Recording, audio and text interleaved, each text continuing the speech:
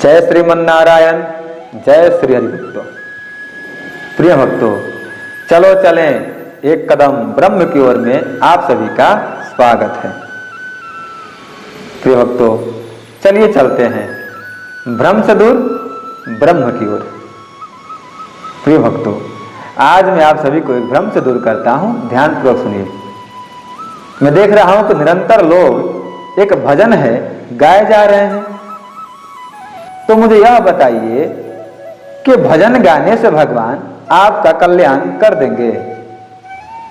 जैसे एक भजन है, पकड़ लो बाहर घुराई नहीं तो डूब जाएंगे, हमारा कुछ न बिगड़ेगा तुम्हारी लाज जाएगी।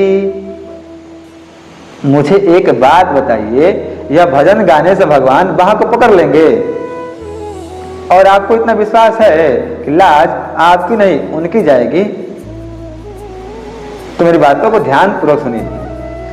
मैं एक कथा के माध्यम से आपको समझाता हूं, तब समझ में आएगा कि भजन गाने से नहीं अपितु बाह को भगवान की तरफ बढ़ाने से होगा, संपूर्ण समर्पण करने से होगा, उनके श्री चरणों में गिरने से होगा, भाव से होगा, भक्ति से होगा, भजन से होगा। परंतु भजन में भाव चाहिए और भजन के अनुकूल काम होना चाहिए।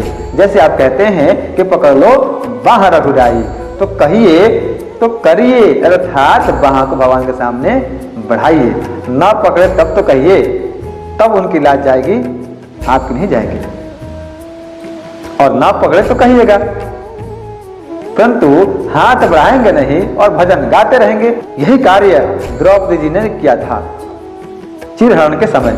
सुनिए, जब दुशासन द्रौपदी जी का चिरहरण करने लगा, साड़ी खींचने लगा, तो द्रौपदी जी ने साड़ी को दोनों हाथों से पकड़ लिया और कहने लगी कि बिन काज आज महाराज लाज गई मेरी, दुख हरो द्वारिका नाथ शरण में तेरी।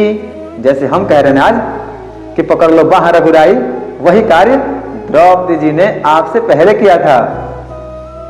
तो नारद जी ने कहा, भगवान जाइए, वो आपको पुकार रही हैं, बुला रही हैं, लज्जा जा रही है, लज्जा बचाइए।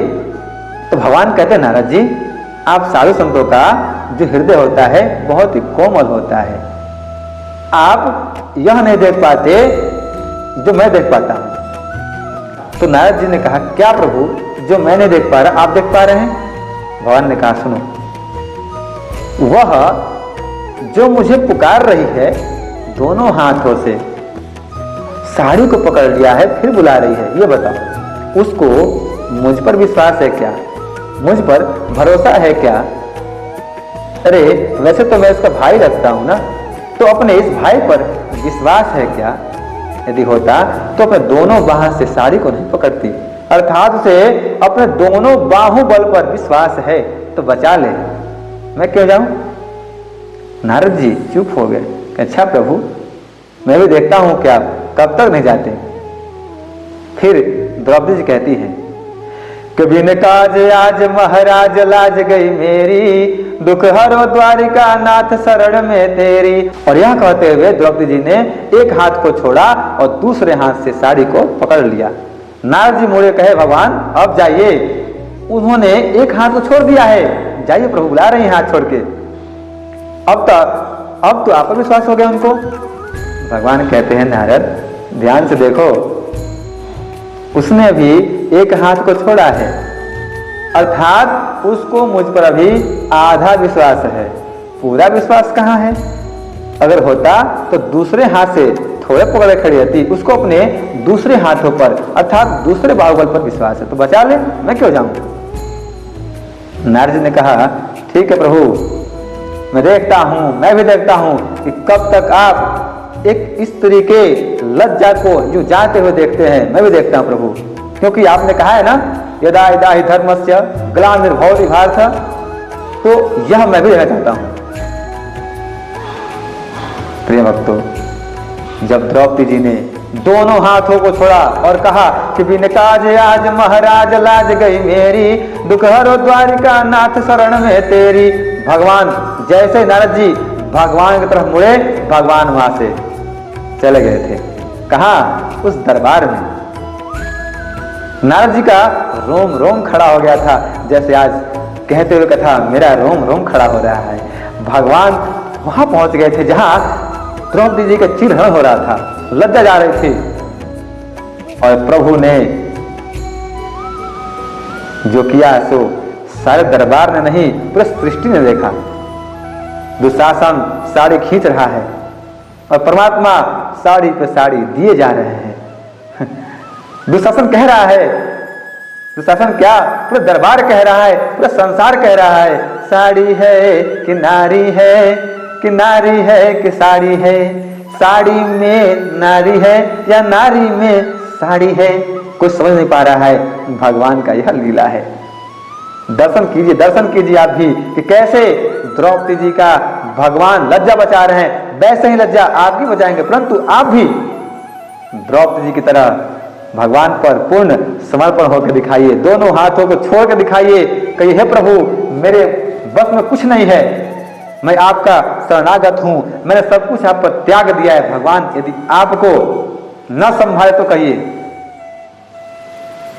नहीं तो आप जीवन भर कहते रह जाएंगे पकड़ लो बाह रघुराई, पकड़ लो बाह रघुराई। नहीं पकड़ेंगे, बाह फैला दीजिए। अरे बाह को ले जाकर के सामने, उनके सामने ऐसे कीजिए कि प्रभु अब पकड़ लीजिए, अब पकड़ लीजिए। प्रभु ना पकड़े तो कहिए, तब प्रभु को आप दोष दे सकते हैं। तब लज्जा आपकी नहीं, परमात्मा की जाएगी। एक भक्त भगवान के दरबार में गया। उसने कई वर्षों तक भगवान से कहा कि प्रभु मैं बार बार आपके दरबार में आया, परंतु मेरा कल्याण नहीं हुआ, मैं जो मांगा मुझे प्राप्त नहीं हुआ।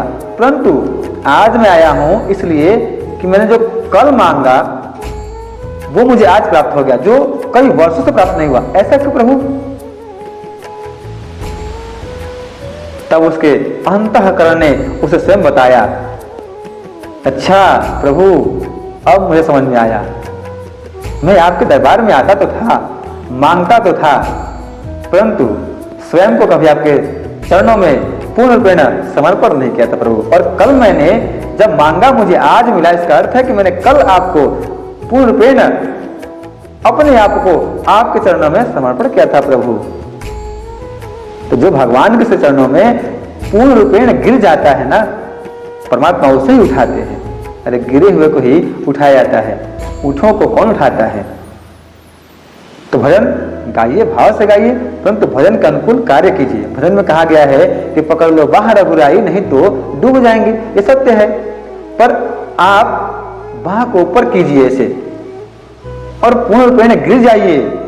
भजन गाने से नहीं होगा, भजन के अनुकूल कार्य करने से होगा। कुछ हैं जो बाह को भी बढ़ाते हैं और कुछ हैं जो नहीं बढ़ाते हैं। प्रिय भक्तों, आज की कथा यहीं तक। हम फिर मिलते हैं अगले वीडियो में अगले भ्रम को लेकर के। तब तक के लिए जय श्रीमन नारायण, जय श्री हरि भक्तों।